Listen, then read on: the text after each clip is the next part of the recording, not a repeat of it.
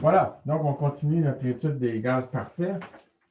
Alors là, on va donc voir la relation entre la capacité calorifique à pression puis à volume constant. On va voir comment est-ce que ça nous permet de calculer l'énergie. Puis on va réfléchir un peu sur la chaleur spécifique des gaz parfaits en général. Je vais vous montrer des résultats assez surprenants qu'on va discuter. Puis ensuite, on va voir comment, donc, ayant mesuré la capacité calorifique ou la chaleur spécifique et un PV égale nRT, comment est-ce qu'on peut trouver l'entropie? Puis ensuite, comment est-ce qu'on peut écrire la pression en fonction du volume et de l'entropie, puis en déduire donc la relation entre pression et volume lorsque l'entropie est constante, c'est-à-dire lorsqu'on ne change pas, lorsqu'on ne permet pas d'absorption de chaleur.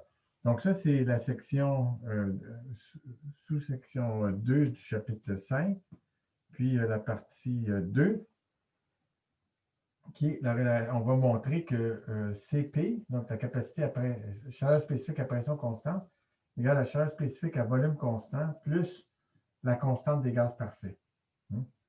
Ça, c'est ce qu'on veut montrer.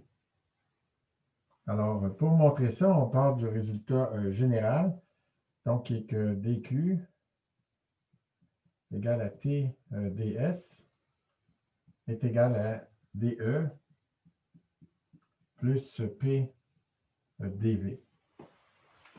Mais dE, donc à partir de cette relation-là,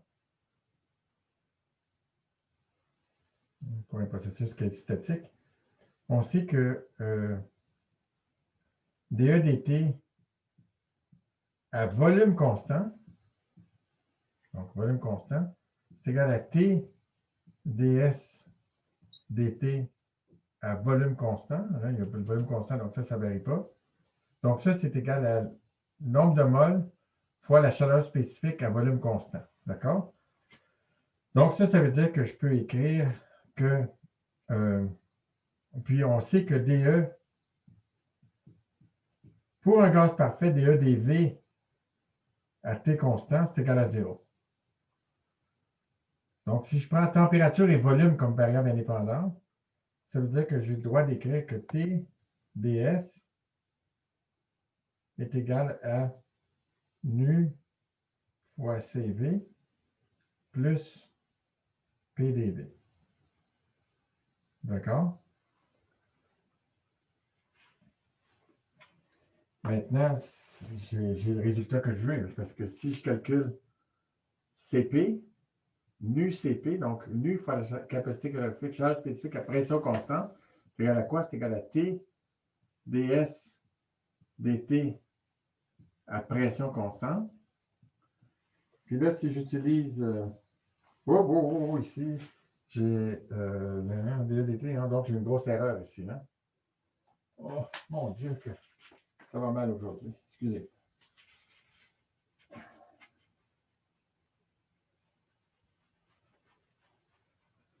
Une équation qui n'avait aucun sens. Chiche.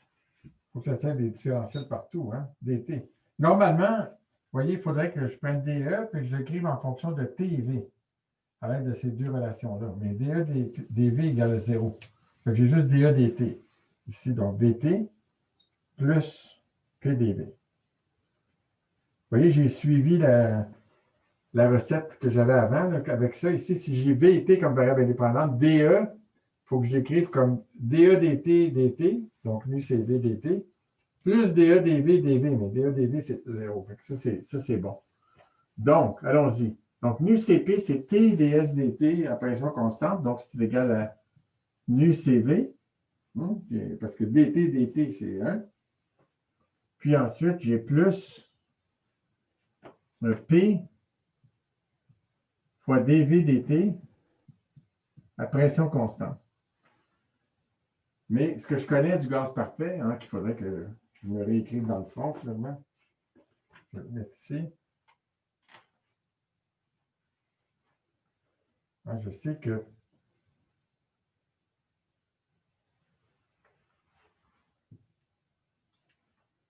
PV est égal à nu RT pour le gaz parfait. Donc, de là, je peux déduire quoi? Je peux déduire que je peux trouver des VDT. Hein? Des VDT à pression constante, vous voyez, ce ne sera pas compliqué. V, c'est nu RT sur P. Donc, V est égal à nu RT sur P. Donc, si je dérive V à pression constante, par rapport à la température, ça me donne nu R. Donc, ça, c'est égal à nu CV plus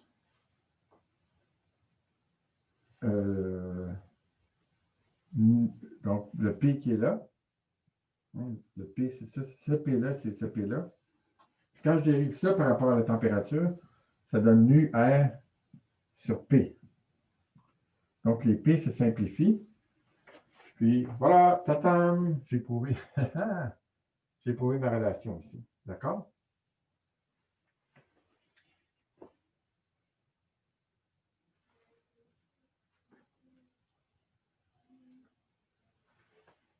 Donc, pour le gaz parfait monoatomique, donc ça, c'est la section. Ça, c'était 2.2. 2.2 ici, hein, deux gaz parfaits, si vous voulez, c'est la section générale. Hein. Ça, c'est la sous-section 2.1. Donc, 2.2. 2.3, ben, c'est juste le fait qu'on sait, hein, là, on triche. Là. Je sais à partir de mes considérations microscopiques que E, c'était égal à 3,5 nu RT. Donc, DE dt à volume constant, c'est égal à 3,5 nu R, ce qui veut dire que CV, donc la capacité spécifique molaire, c'est 3,5 R. Donc, mais il ne faut pas oublier que ça, c'était un gaz monoatomique. Hein.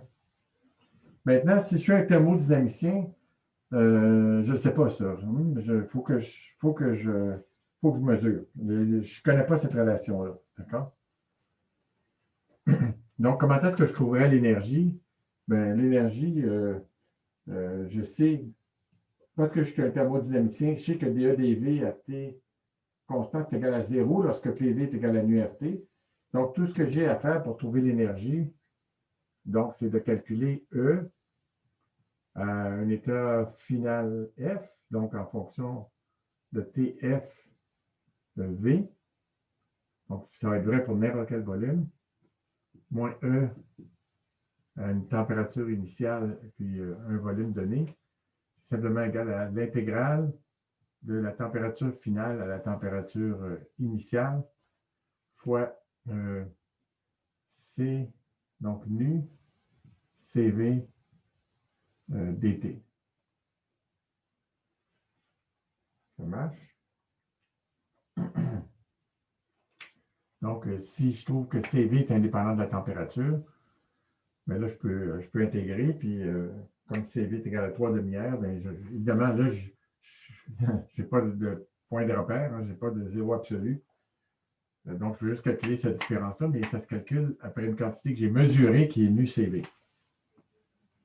Bon, OK, voilà. Maintenant, donc ça, c'est un peu un aparté sur comment est-ce que je calculerais l'énergie. Revenons à CP égale CV plus R. Est-ce que c'est vrai, ça? Donc là, je vais partager mon écran, puis on va regarder des résultats expérimentaux.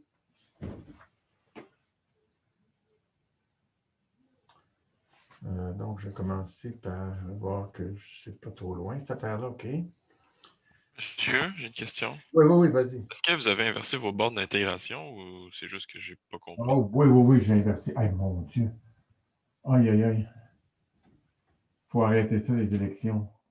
Oui, c'est bon. OK? Arrêtez-moi, là, parce que, vous voyez, là, je suis complètement dans un état second. C'est une erreur après l'autre. OK. Donc là, je partage mon écran.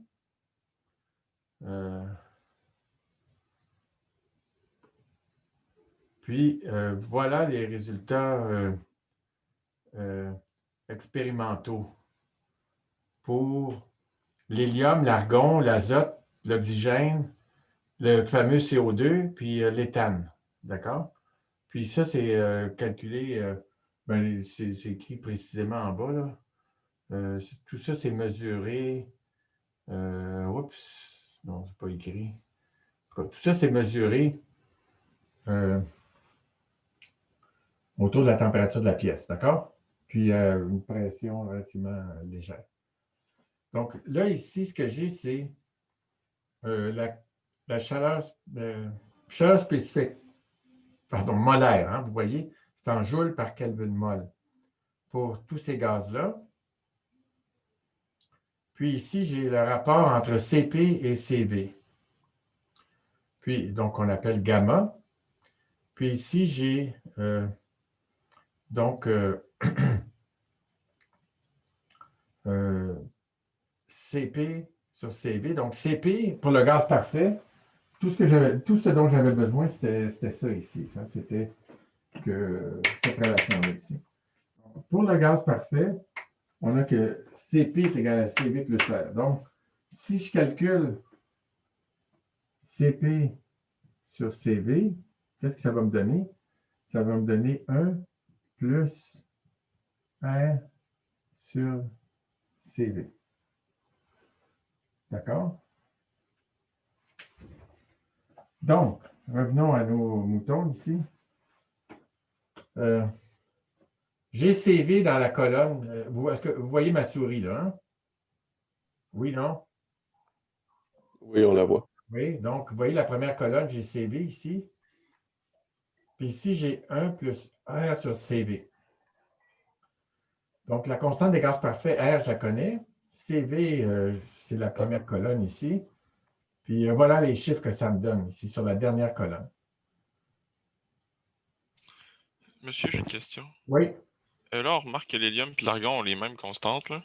Oui. Est-ce que si on descendait, si on vérifiait les autres les autres gaz nobles, est-ce qu'on aurait les mêmes constantes aussi? OK, je Parce que reviens l'argon. là-dessus. C'est une excellente question, c'est là que je m'en viens. D'accord? On voit que, effectivement, CV n'est pas le même partout. On va se poser la question pourquoi.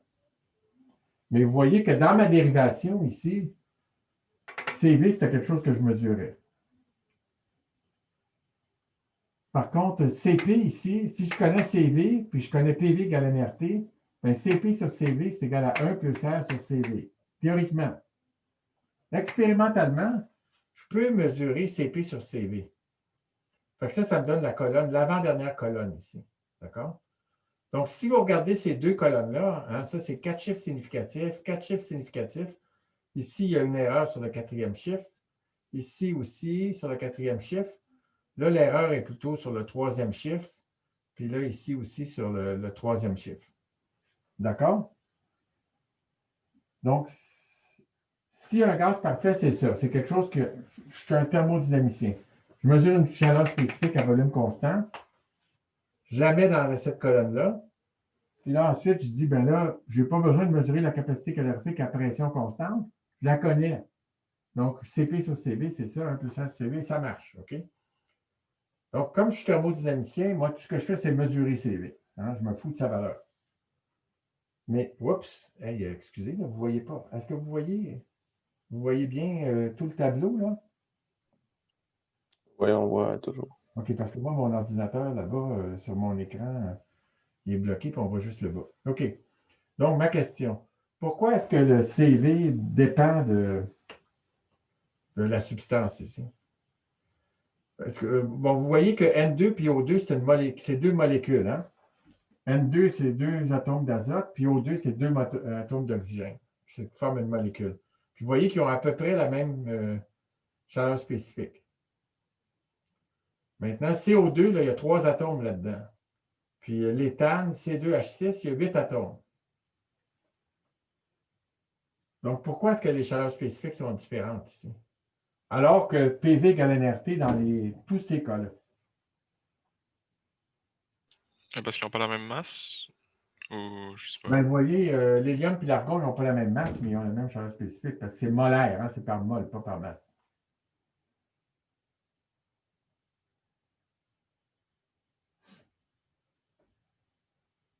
OK. Imaginez que j'ai une molécule diatomique, d'accord?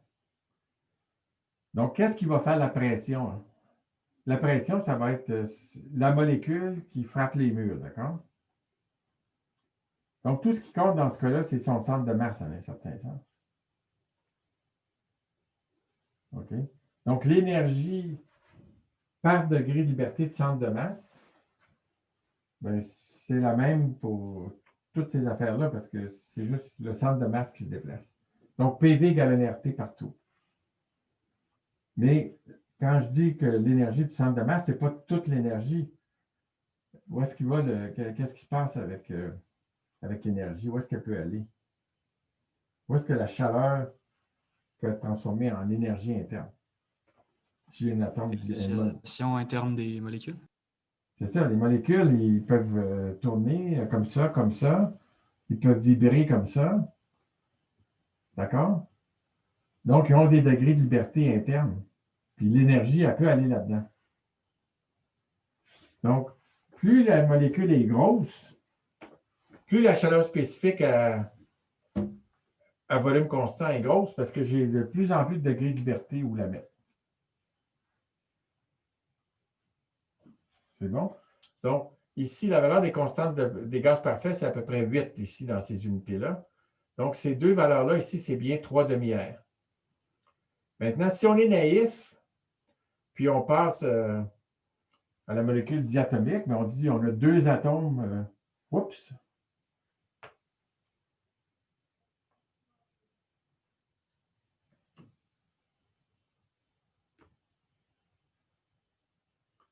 Es-tu encore là? Êtes-vous encore là? Ouais, on est encore là. Oui. Oui. OK. C'est correct. Le Zoom vient d'arrêter, mais juste sur ma machine là-bas. C'est une bonne nouvelle, ça. Je pensais qu'on venait de planter au complet. OK. Donc, je retourne au partage.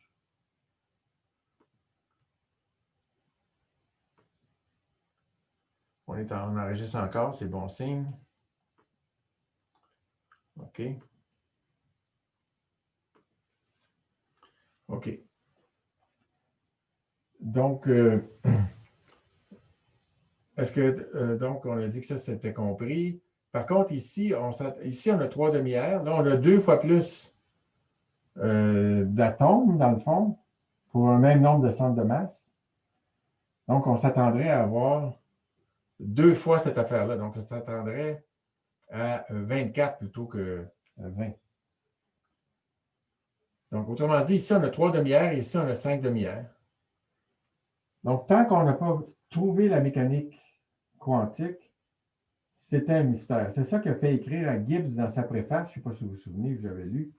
C'est ça qu'a fait écrire à Gibbs que, bon, il faisait de la physique statistique, mais il n'était pas certain que ça s'appliquait à la matière parce que, exactement pour cette raison-là, parce qu'ici, on s'attendrait à avoir 24, puis en réalité, on en a moins. D'accord? Puis si on continue, c'est la même affaire. Ici, on a donc, ici, on a 5 demi-heures, ici, on a 7 demi-heures, puis là, on a 9 demi-heures. Donc, malgré le fait qu'on ait 8 atomes, puis à chaque fois, on devrait rajouter 3 demi-heures, mais ça ne marche pas. Donc, l'explication pour ça, je vous la donne tout de suite, c'est de la mécanique quantique. C'est qu'on a des degrés de liberté qui ne bougent pas. C'est-à-dire qu'un oscillateur harmonique ici, là, pour pouvoir osciller, bien, son énergie est quantifiée. Donc, ça prend une énergie minimale. Donc, il faut que la température soit suffisamment élevée. Même chose pour la rotation.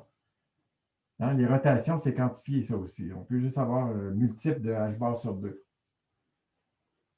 Donc, là aussi, il va y avoir des niveaux d'énergie. Puis si la température est trop basse, on ne peut pas faire de transition, puis ces degrés de liberté-là, ils ne bougent pas, ils n'interviennent pas. D'accord? Donc, vous êtes mieux informé que notre ami Gibbs. C'est intéressant, ça. OK.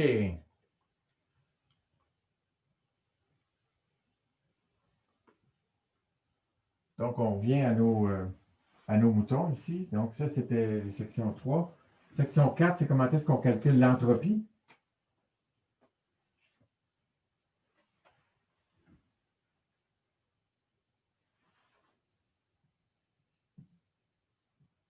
Sous-section 4, entropie.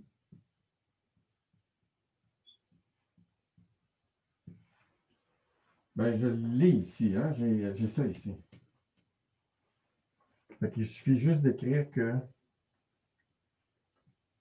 ds est égal à 1 sur T CV dt plus P sur T dV. Mais P sur T, c'est quoi? Je l'ai ici. Donc, P sur T, c'est égal à nu R sur V. Donc, nu R sur V dV. J'ai P sur T fois dV. Voilà. Donc, ça veut dire que S a une température finale puis un volume final, moins l'entropie à une température initiale puis un volume initial. Et puis ici, j'ai oublié mon nu, hein, c'est nu CV. Et puis pour un nombre de molécules fixes, hein, nu donné, ça va être égal à nu fois l'intégrale de T initial à T final fois CV sur T dt plus l'intégrale du volume initial au volume final fois nu R sur V dV. Normalement, il faudrait que je sois plus précautionneux, hein, parce que ça se pourrait que la capacité calorifique dépende du volume, puis ça se pourrait que la pression ici, hein, que la pression sur la température dépend de la température. Dans ce cas-là, qu'est-ce qu'il faut que je fasse? Dans ce cas-là, ben, il faut que j'aille dans le plan TV, une température initiale, température finale. Il faut que je décide comment est-ce que je passe d'un point à l'autre. Donc, c'est une intégrale de ligne. Donc, il faut que je décide que je passe comme ça, ou que je passe comme ça, ou que je passe comme ça, ou que je passe comme ça. Hein? Peu importe le... J'espère que vous ne ferez pas cette intégrale de ligne-là, ici. Là. Donc, peu importe le chemin que je prends, il faut que ça donne le même résultat. Ici, je n'ai pas besoin de me soucier de ça, juste parce que, finalement, la capacité calorifique ne dépend pas du volume, donc je peux juste faire l'intégrale. Puis, P sur T, ça ne dépend pas de la température. Ça dépend juste du volume. Donc, voilà. Finalement, la vie est simple dans ce cas-là. Donc, ce qu'on obtient, finalement, c'est que l'entropie, donc l'entropie température finale, V finale, moins l'entropie température initiale, V initiale. Là, vous voyez à peu près plus, là. C'est égal à nu CV fois le log de T final sur T initial plus nu R fois le logarithme du V final sur V initial. Tout le monde est d'accord? C'est bon? OK.